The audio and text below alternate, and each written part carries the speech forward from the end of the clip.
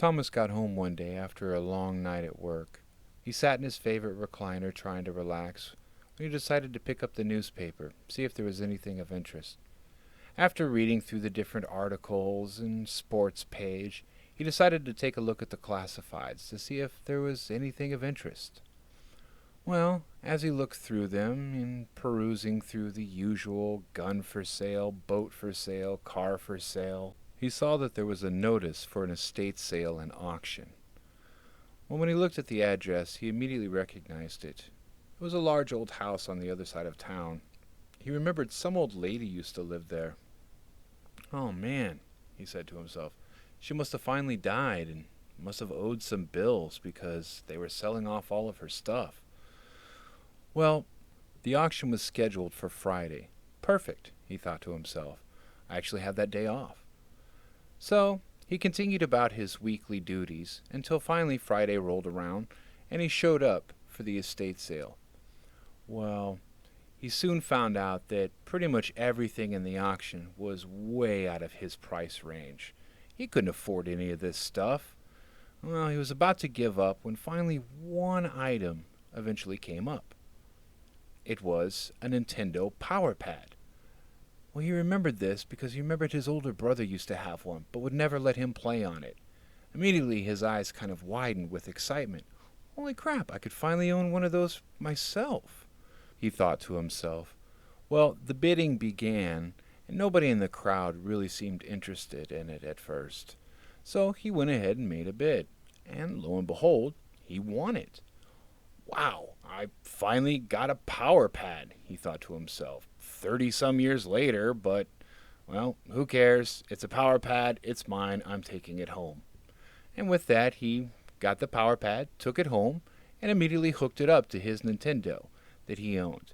And it just so happened that he had a copy of Track and Field, although he never had the power pad to play it until now. Well, upon hooking it up, he turned on Track and Field and played for a little while. Well, after about 10-15 minutes, he soon came to the realization that he wasn't quite in the same shape that he was when he was 12-13 years old. Panting heavily and sweating profusely, he decided that that was enough. So he went ahead and folded it up and put it in a little cubby right next to his Nintendo. And with that, he decided to go to bed. Well, as he lay there sleeping, he was suddenly awoken by the sounds of thumping. He couldn't place it at first, but it was coming from his living room. Just thumping and thudding, like all this noise. Well, he got up, and at first he thought somebody was in his house. Somebody had broken into my house. Well, he immediately grabbed a baseball bat that he kept behind his bedroom door, just in case of such an occasion were to happen.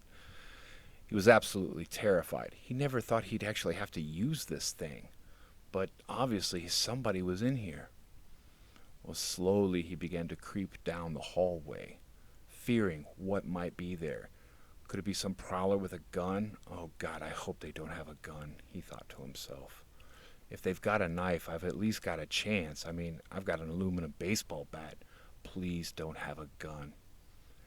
As he rounded the corner about to come into the living room, the thumping and thudding stopped.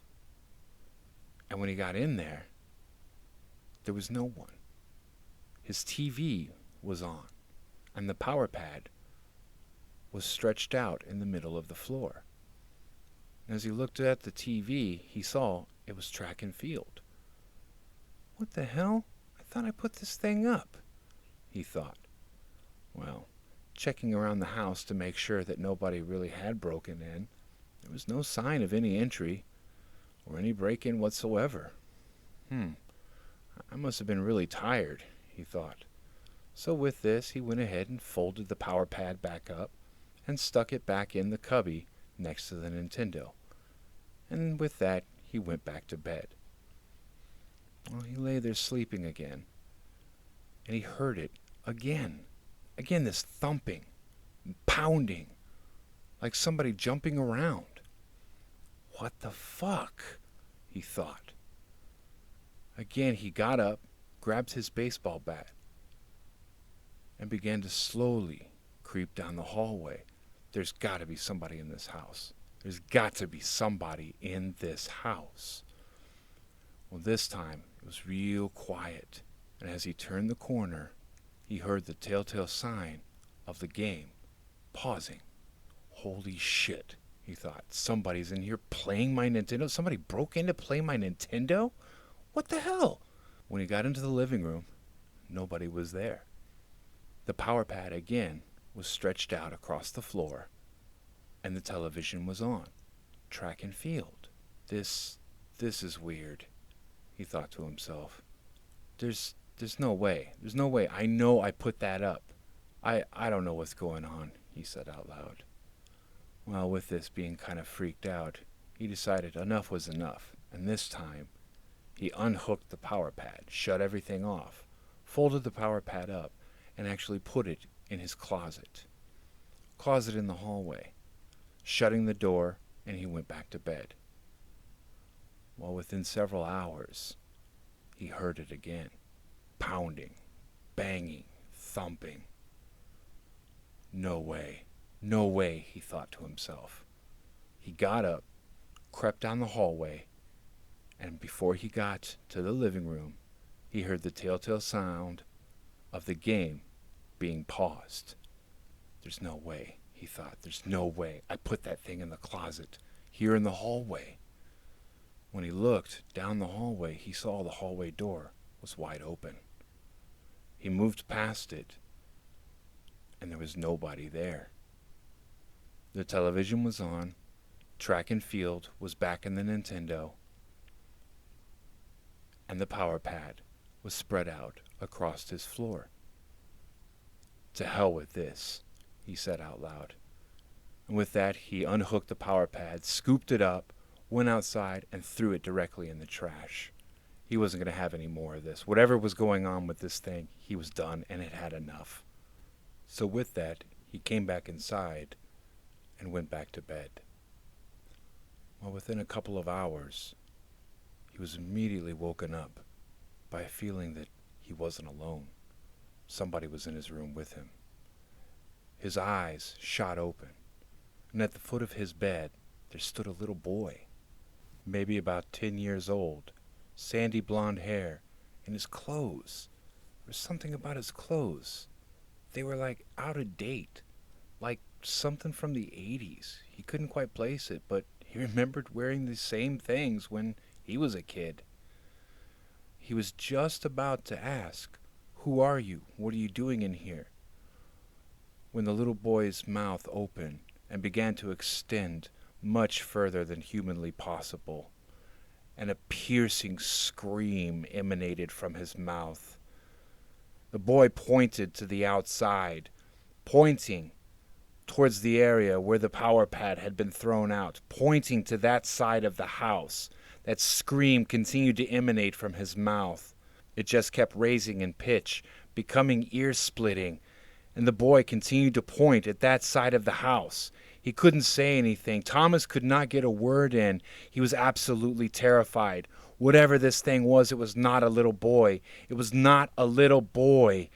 So he got up and he ran past this ghoulish vestige of a child. He immediately grabbed his keys on the way out the door, jumped into his car, started the engine, and began to drive. He drove around for a couple of hours, not knowing where to go or what to do. And eventually he knew he couldn't stay out here all night. So he stopped in at a hotel, rented a room, and went inside, trying to get a little bit of sleep before the sun came up. There was no way he was going to work in the morning. That was out of the question. So, while he was in his room, finally, he began to doze off. When again he was awoken by that feeling that he wasn't alone. His eyes shot open, and there in the hotel room was the little boy. And again, as he was about to speak, as Thomas was about to ask him what he wanted, the boy's mouth extended open, much longer than any human could possibly open their jaw. And again that scream, that piercing scream, as the boy pointed at the window, accusing him, telling him what it wanted. Objects began to fly around the hotel room, smacking into Thomas, smashing against the walls. Thomas knew what he had to do. He knew what he had to do. No matter where he went or what he did, this little boy was going to follow him. So he ran. He ran into his car and drove around for the rest of the night. Well, the morning finally came, and with this, Thomas decided that he wanted answers. Who was this little boy? What was this little boy? So, with that, he went to the library and began looking through the archives of the town. He first began with the address where he had gotten the power pad from. The lady in that house actually did have a son, but he died back in 1988. It says that he was hit by a car. Well, wanting to know more about this little boy, Thomas began to look through any records that he could possibly find about him. He couldn't find much, other than the fact that he had went to the local grade school. Thomas began searching through the archives and the pictures from the old grade school. He wasn't having much success at first, and was about to give up, when finally he ran across a picture that stuck out. There he was. Mrs. Toby's 5th grade class. The Nintendo Power Kids Club. And in the picture, there was the boy, proudly holding up his power pad. "Oh my God, I've got some dead kid's power pad," Thomas said to himself. And with that, he knew what he had to do. This thing, this ghost, this little boy, wasn't going to leave him alone. But he couldn't just have it thumping away in his living room. That was just too frightening. So with that, he went back home. It wasn't going to be long until nighttime, and he knew what he had to do. He took an old TV that he had in his garage, his Nintendo, and the power pad, and he set it up in the basement. Well, it's been a couple of years since all that happened, and Thomas has never gone into his basement since then. But in the middle of the night, late into the night, if you listen very carefully, you can hear the sounds of track and field being played down there.